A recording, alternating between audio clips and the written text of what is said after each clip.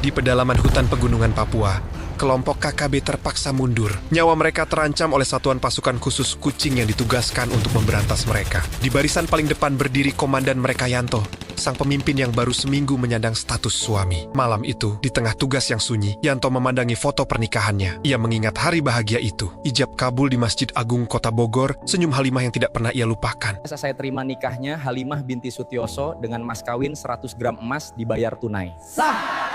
Seperti pasangan lain, mereka berbagi mesra. Namun tugas negara memanggil. Tugas untuk suami saya?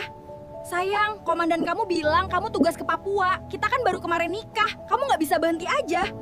Halimah menangis, memohon agar suaminya tidak kembali hanya tinggal nama. Namun, bagi seorang tentara, perintah adalah harga mati. Dalam rapat komando, target mereka jelas, membersihkan wilayah pegunungan Papua dari ancaman KKB. Kita harus membersihkan Papua dari para teroris. NKRI, harga mati! Pasukan spesial kucing oranye pun diterjunkan. Pasukan khusus ini dipimpin oleh Yanto yang menyusuri sungai di pedalaman hutan Papua. Mereka belum menyadari bahaya apa yang sedang mengintai mereka di hulu sungai. Belum lama menjejak tanah, mereka langsung dihujani peluru AK-47 senjata hasil bantuan dari Australia dan Papua Nugini. Kontak senjata tak terelakkan. Yanto, dengan amarah yang ia pendam karena belum sempat berbulan madu, maju paling depan. Senjatanya menghujani musuh. Satu persatu anggota KKB tumbang. Meski mereka menyerang brutal, kecerdasan taktik Yanto membuat mereka terdesak dan melarikan diri ke dalam hutan. Serangan pertama dimenangkan oleh pasukan khusus kucing. Sudah 11 bulan Yanto bertugas di pedalaman.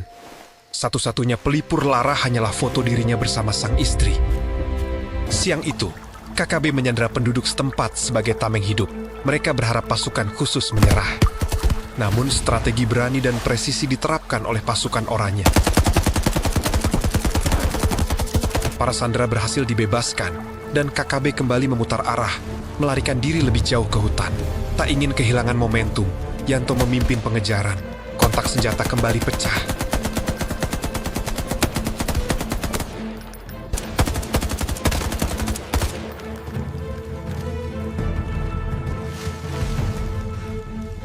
Pasukan khusus berhasil memukul mundur KKB hingga ke markas besar mereka. Dengan keberanian dan kecerdasan di atas rata-rata, Yanto memerintahkan serangan terakhir.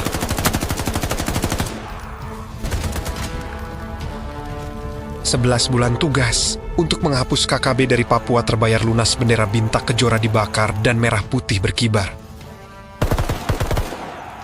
Para ketua adat berterima kasih. Para sandera pulang pada keluarga mereka.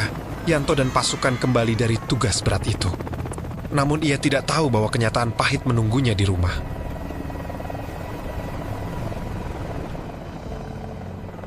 Halimah wanita yang ia rindukan malah bermain gila bersama Broto, kucing pengusaha batu bara.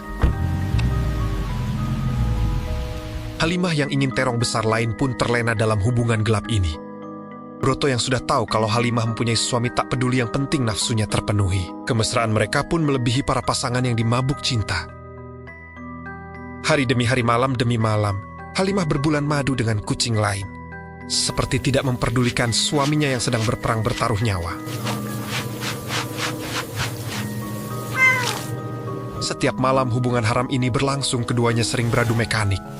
Sampai pada bulan ke-10 Halimah pun hamil. Saat mereka berdua bermesraan, Yanto pun melepon istrinya yang sudah dirindukan. Akan tetapi...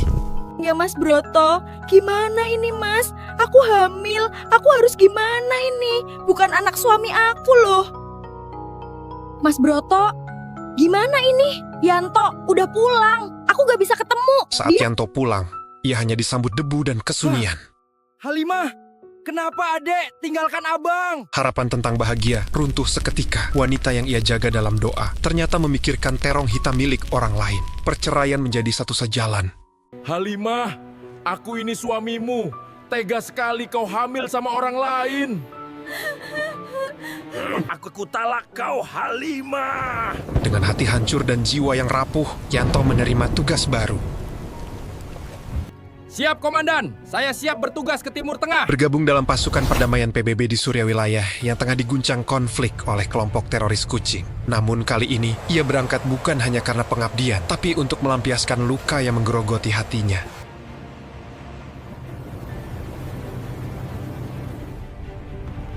Begitu memasuki medan perang, pasukannya langsung disambut serangan brutal. Kota luluh lantak oleh teroris. Namun Yanto tak gentar.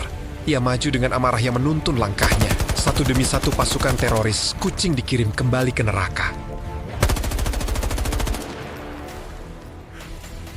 Pertempuran semakin sengit. Pasukan Yanto terdesak, tetapi selama amunisi masih ada, mereka tetap hidup. Di puncak kemenangan, banyak anak buah Yanto gugur. Melihat itu, Yanto seperti dirasuki bara murka. Ia bertarung bagai Rambo yang kehilangan segalanya. Kemenangan akhirnya diraih pasukan perdamaian kucing. Namun harganya terlalu mahal. Di atas sebuah tank, Yanto duduk sendirian. Tubuh para pasukannya tergeletak tak bernyawa. Dalam kemenangan itu, ia justru merasakan kekalahan terbesar, disakiti, dikhianati, dan kehilangan. Dan semuanya hanya dibalas oleh kesendirian.